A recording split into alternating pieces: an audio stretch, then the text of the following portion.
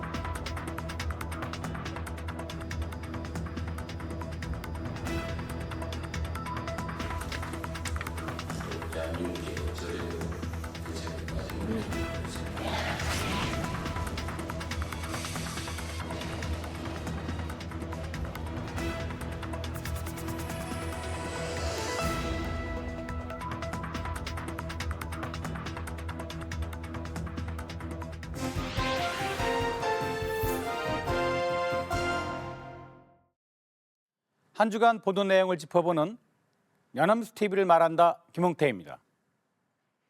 만 14세 미만의 청소년은 범죄를 저질러도 형사 책임을 물을 수 없는 촉법 소년의 신분인데요.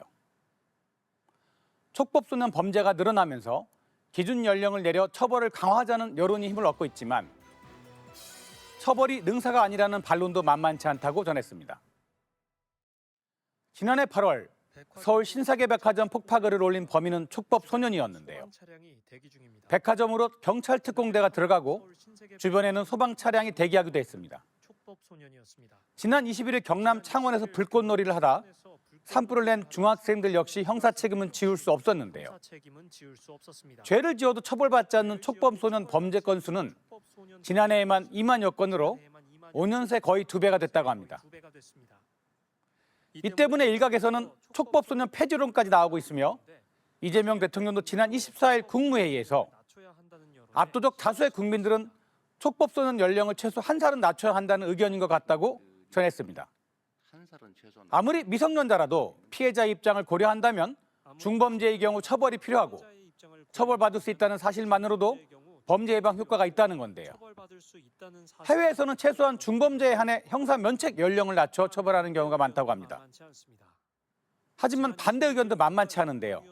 지난 26일 국가인권위원회가 반대 의견을 냈고 민주사회를 위한 변호사 모임 등 일부 단체도 반대하고 있습니다. 곽대경 동국대 경찰사법대학 교수는 청소년의 경우 이성적인 판단이 미흡하고 범죄 성향이 완전히 고정되어 있는 것이 아니라고 했습니다. 예방 효과도 미지수인데다가 이른 나이에 전과자가 되기 때문에 낙인과 차별도 우려된다는 건데요. 양측 주장이 첨예하게 부딪히는 가운데 정부는 앞으로 2달간 국민 의견 수렴 등을 거쳐 촉법 소년 연령 하향 여부를 결정할 방침이라고 마무리했습니다. 이 보도는 촉법 소년 범죄 증가라는 사회적 논란을 구체적 사회화 통계로 제시해 문제의식을 분명히 하고 있습니다.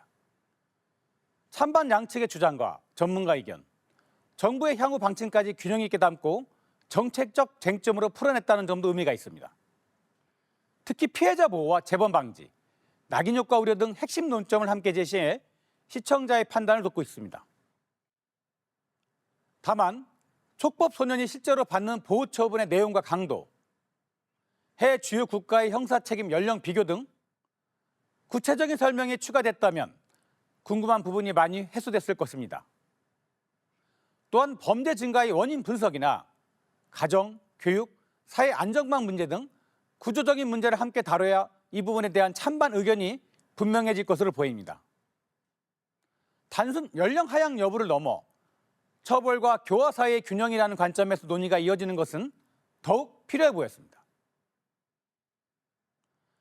지난 뉴스 오늘에서는 청년 실업자가 23만 명이고 취업도 구직도 하지 않은 쉬없음 청년도 42만 명을 기록할 만큼 청년 고용 지표는 최악이라면서 지난해 공공기관이 신규 채용한 청년은 2만 5천여 명으로 지난 2019년 이후 최대 수준을 기록했지만 청년 채용에 앞장서야 할 공공기관과 지방 공기업 71곳은 청년 채용 의무 비율을 채우지 못했다고 전했습니다.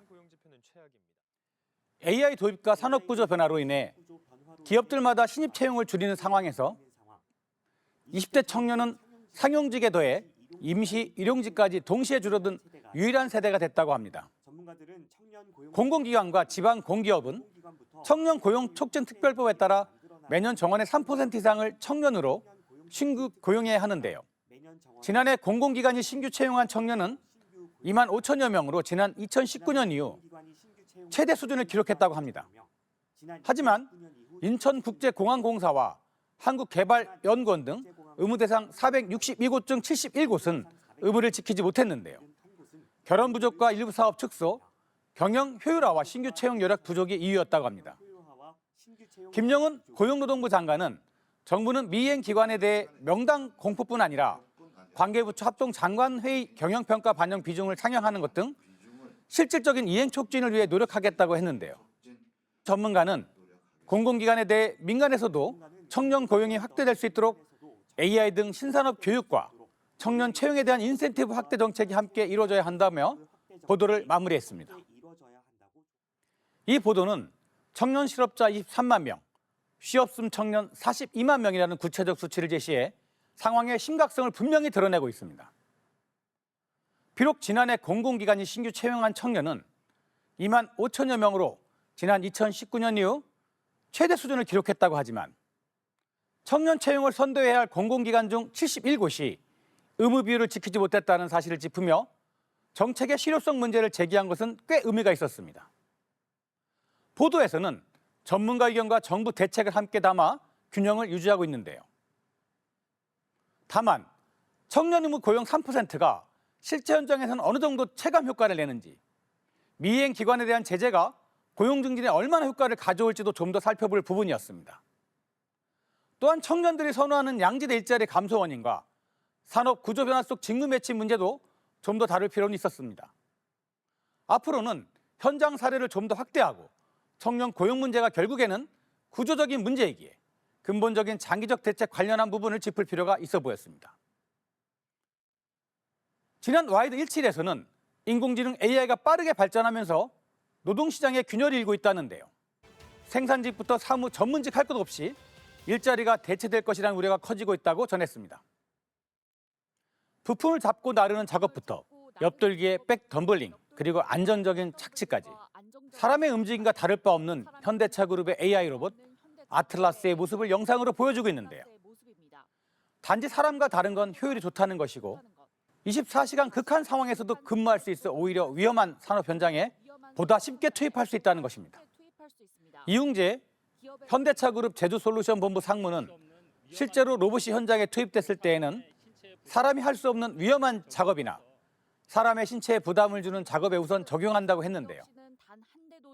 생산 노동자 측은 노사 합의 없이는 단 한 대도 드릴 수 없다며 거세게 반발하며 위험한 현장에 우선 투입한다 해도 언젠간 아예 일자리를 뺏길 수 있다는 불안감 때문이라고 전했습니다. 이러한 위기감은 책상이 지식 노동자들도 예외는 아닌데요. 전문직도 더는 안전한 일자리가 아닌 것으로 보이며 실제로 지난해 시험에 합격한 한 초임 변호사는 불과 1년 사이에 달라진 취업 환경을 체감했다며 판례와 쟁점을 분석하는 초임 변호사의 기본 업무를 AI가 수행하면서 채용이 줄어들고 있기 때문이라고 전했습니다. 전문가들은 AI의 노동시장 침투는 거스를 수 없는 흐름이라고 보고 있는데요. 무엇보다 AI를 제대로 알고 다루는 능력을 기르는 게 중요해졌다면서 이런 변화가 개인이 적용할 수 있는 속도를 넘어섰다는 점이 문제라고 전했습니다. 이미 시작된 노동시장의 격변 속에서 그 속도를 조정할 수 있는 건 인간의 의사결정이기 때문에 이 부분에 대한 사회적 합의가 시급해 보인다고 마무리했습니다. 이번 보도는 현대자동차 AI 로봇 아틀라스 사례와 초임 변호사의 취업난 사례를 함께 제시해 생산직과 전문직을 아우르는 노동시장 변화를 입체적으로 보여주고 있습니다.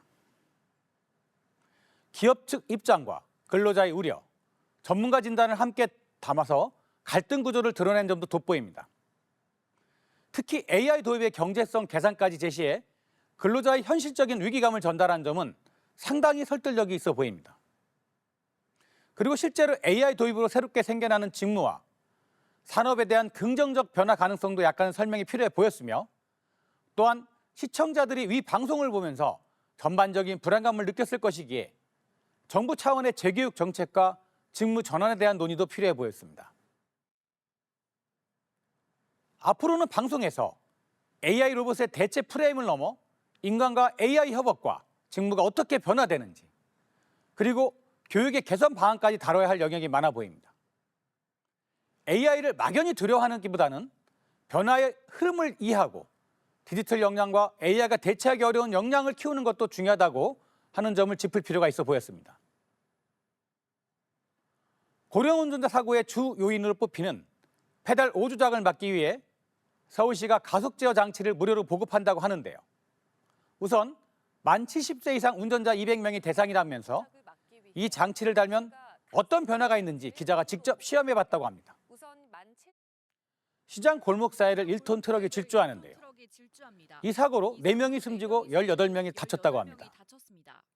이후 인천과 제주도에서도 느닷없이 튀어나온 차량에 수십 명의 사상자가 발생했고요. 모두 60, 70대 운전자가 가속 페달을 브레이크로 착각해낸 사고였다고 전했습니다. 면허 반납을 유도하는 정책에도 불구하고 고령 운전자 사고가 잇따르면서 가속 차단 장치 보급이 대책으로 거론되고 있다는데요. 비정상적인 가속 신호가 발생하면 차량 제어 시스템에 도달하기 전 단말 장치가 먼저 인식해 사전에 막는 장치라고 합니다. 실제 단말기를 설치한 차량으로 시험하니 갑자기 가속 페달을 밟아도 경고음만 가득하고 차는 서행하는 상태였습니다. 갑작스런 페달 조작으로 분당 엔진 회전수가 4,500 RPM 이상으로 치솟으면 5조작으로 판단해 가속을 제한하게 됩니다. 사고 방지 효과가 있지만 가격이 50만 원 수준으로 비싸 아직 활성화가 되지 않아서 서울시가 올해 무료 보급에 나선다고 합니다. 만 70세 이상 고령 운전자 200명에게 지급할 예정으로 지급받은 후 내년 4월까지 차량 운행 기록을 제출하면 수집된 급출발과 급가속 등의 데이터는 향후 정책과제 수립 기초 자료로 활용된다고 합니다. 다음 달 3일부터 서울시에 신청하면 되는데 2010년식 이전 차량 일부는 대상에서 제외된다고 마무리했습니다. 방송은 고령 운전자 사고의 주요 원인으로 지목되는 페달 5조작 문제를 구체적 사고 사례를 제시하면서 경각심을 높이고 있습니다. 특히 기자가 직접 가속 제어 장치를 시험하고 이에 대한 원리와 작동 방식을 설명하고 있어 시청자 이해에 도움이 되었습니다. 장치 가격과 무료 보급 대상, 신청 방법 등 실질적인 정보도 함께 제공하고 있는데요. 다만 가속 차단 장치의 실제 사고 감소 효과에 대한 통계가 함께 제시되었다면 더욱 좋았을 것입니다.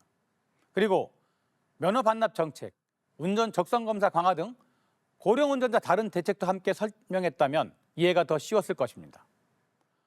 고령 운전자의 사고는 신체적인 한계와 판단력 감소로 인해 인도돌진과 역주행 등의 사고로 이어져 대형 사고로 발생한다는 점을 부각하고 이에 대한 대책이 하루빨리 이어져야 한다는 멘트도 필요해 보였습니다. 지금까지 연합뉴스TV 시청자 평가였습니다.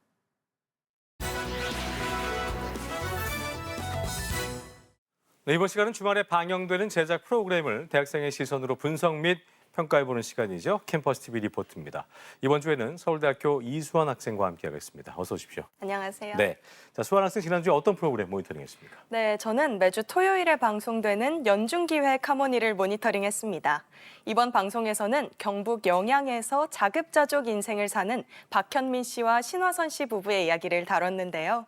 파키스탄에서 온 지 35년 된 현민 씨가 화선 씨와 결혼해 산골살이를 한 지는 벌써 8년 차가 됐다고 합니다. 허리를 다쳤던 현민 씨가 이곳에서 건강을 회복한 뒤 두 사람에게 이 산골은 파라다이스가 됐다고 하는데요. 직접 가축을 돌보며 소박하지만 풍요로운 일상을 사는 두 사람, 지금 바로 만나보시죠. 부부의 아침은 염소와 유산양들에게 아침을 주며 시작됩니다. 부부가 보물처럼 여기는 가축들이 밥그릇에 달려드는 모습에 자연스럽게 자식들에게 아침을 먹이는 부모의 모습이 떠오르는데요. 흑염소, 유산양, 보어, 누비안, 4종류의 가축을 50여 마리나 키우는 부부. 매일같이 밥을 챙기고 먹는 모습을 확인하며 건강 체크까지 빼놓지 않습니다. 밥 먹는 모습을 봐야 건강을 확인할 수 있다며 밥 먹는 내내 자리를 지키는데요. 이런 정성 덕분에 새 생명도 탄생하죠. 태어난 지 4일이 됐다는 염소 형제, 아직 세상이 신기한 듯한 모습입니다. 현민 씨가 새끼 염소와 소통하려는 장면은 깨알 같은 웃음을 주네요.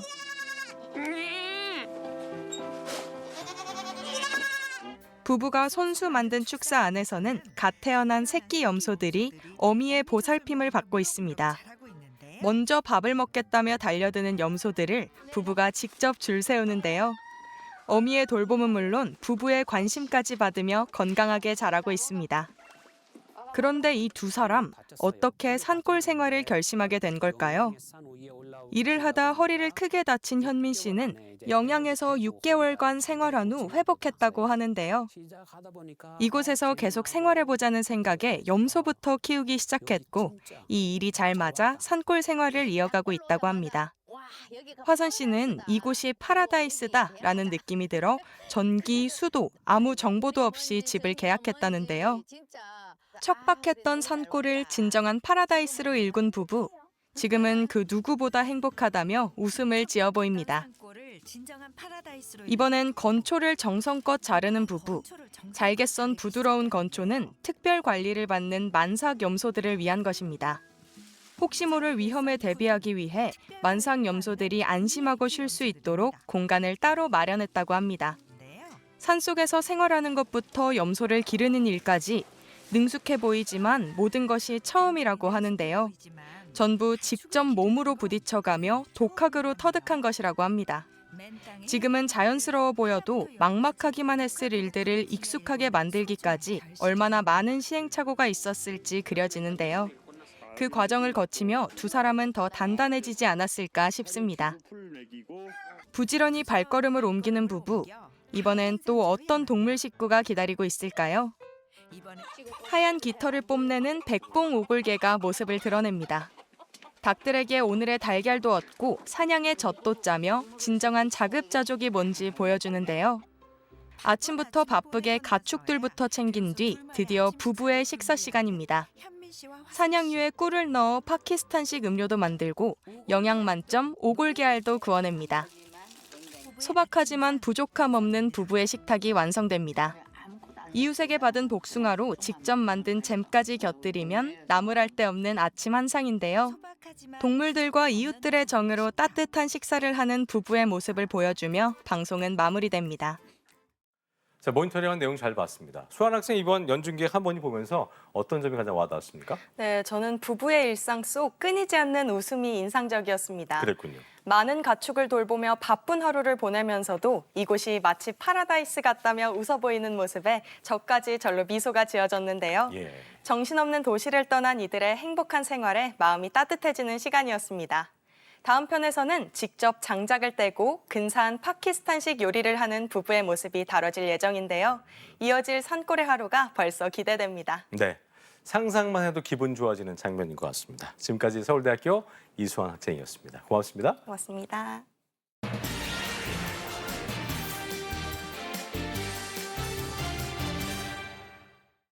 네, 최근 중동에선 군사적 긴장감이 높아지면서 국제 정세의 불확실성이 커지고 있습니다. 이런 가운데 한반도의 정세도 심상치 않은 모습인데요.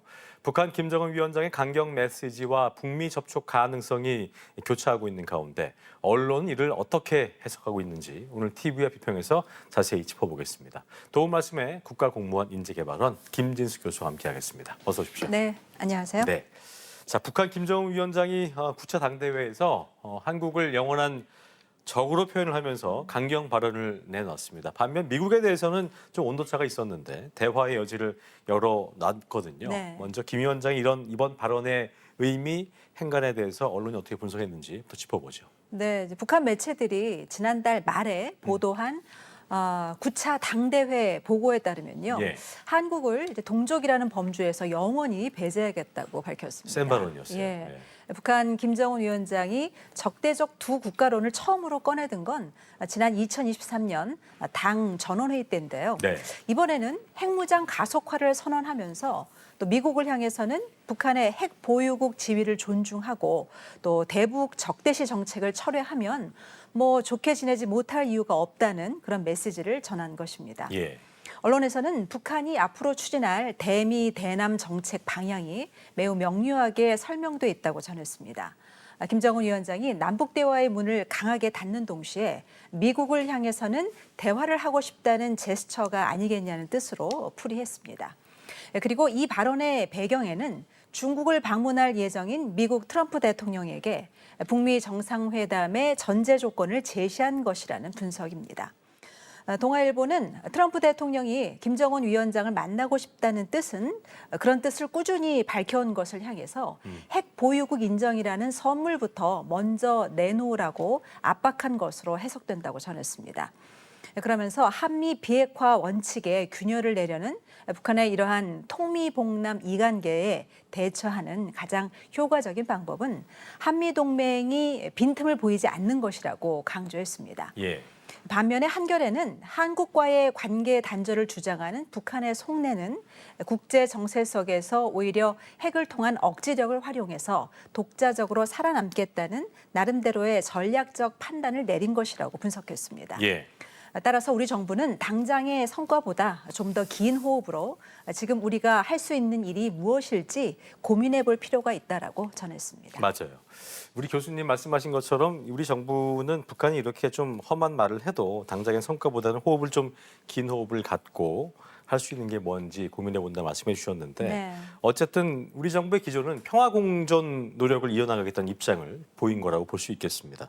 정치권, 국제사회 반응도 좀 궁금한데요. 언론은 어떻게 보도를 하고 있습니까? 네, 뭐 이재명 대통령은 이번 3.1절 기념사를 통해서도 뭐 북한에 대해서 평화와 공존의 꿈을 실현해 나가자. 예. 평화로운 한반도를 만드는 것이야말로 3.1 혁명의 정신을 계승하는 길이라고 말했습니다. 그랬군요.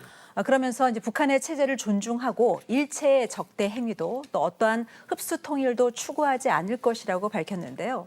이 같은 대통령의 발언에 대해서 국민의힘은 참담함을 느낀다며 이 대통령이 지키려는 것이 대한민국의 자유인가 아니면 북한 정권의 심기인가라면서 비판하고 나섰습니다. 예. 조선일보도 우리 정부의 평화 공존 입장을 정면으로 비판했는데요.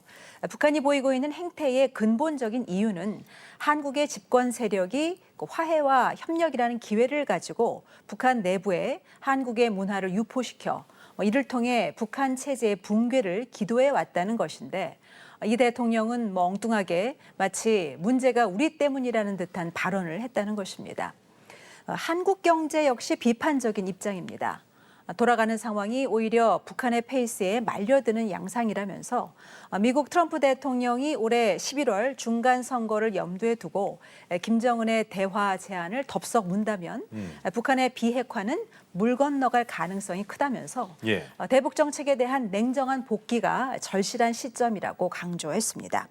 하지만 반면에 경향신문은 북한이 당장은 우리와 대화할 뜻이 없다고 해도 불신을 하나씩 걷어내고 또 신뢰를 쌓다 보면 또 마주할 날도 올 것이라고 전했습니다. 예. 중요한 것은 혹시라도 이제 오판에 의해서 군사적 충돌만큼은 일어나지 않도록 또 9.19 군사합의 복원에 동참해야 하고 우리 정부도 정세를 안정적으로 관리하기 위한 외교적 노력이 필요하다고 강조했습니다. 그랬군요. 북미 대화 가능성이 나오고 있는 상황에서 여러 전망들이 나오고 있잖아요. 그런데 이제 우리가 무슨 역할을 할 수 있을까? 그런 와중에 우려가 된 것은 코리아 패싱에 대한 우려인데요. 네. 언론이 현 상황에 대해서 어떻게 평가를 하고 있는지 좀 짚어보면 좋을 것 같겠습니다. 전 세계는 지금 어떤 국제 정세의 엄혹함에 시달리고 있지 않나 네네. 생각합니다. 미국이 가진 힘의 논리가 2차 세계대전 이후 확립된 국제 규범을 완전히 무시하고 더 나아가서 위협하고 있는 상황이죠. 특히 미국과 중국의 패권 다툼, 또 글로벌 공급망 재편 등이 지정학적인 위기를 고조시키고 있어서 우리로서는 더욱 위기의식을 가질 수밖에 없습니다. 그렇습니다. 언론에서도 이 점을 지적하고 있는데요. 북한의 적대 정책이 갈수록 험악해지고 있기 때문에 우리로서는 구조적인 한계를 감안하더라도 위기 관리를 넘어 돌파구를 모색해야 할 필요성이 커지고 있다고 전했습니다.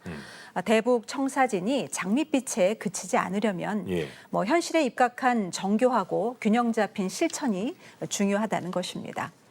세계일보는 북한이 한국의 개입을 거부하고 미국과의 직접 대화를 희망한 만큼 우리가 페이스메이커 역할은커녕 레이스 동참 자체가 거부될 수 있다고 전했습니다.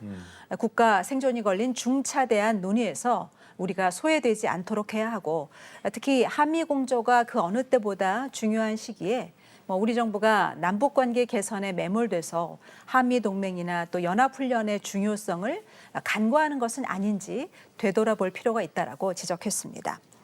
한국일보는 트럼프 대통령이 베네수엘라에 이어서 이란에서도 정권 교체에 나서면서 북미 관계에 변화가 있을지 예의주시해야 한다고 전했습니다.